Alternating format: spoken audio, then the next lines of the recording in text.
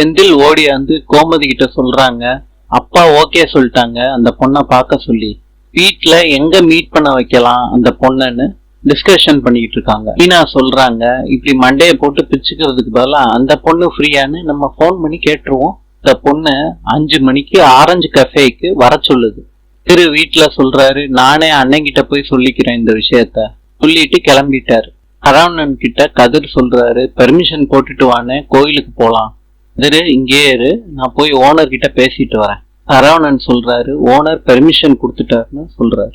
சரவணன் எந்த சட்டை போடுறதுன்னு வீட்டுல டிஸ்கஷன் நடக்குது. கோமதி விஷயத்த எல்லாம் சரவணன் கிட்ட சொல்றாங்க.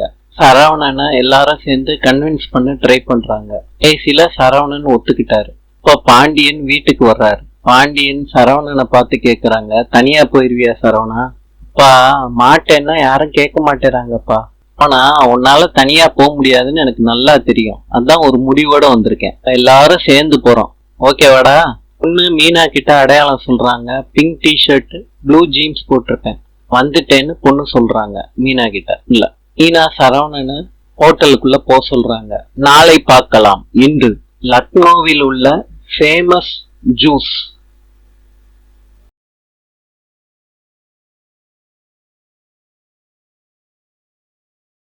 ஃபலூடா. நாளை சந்திக்கலாம்.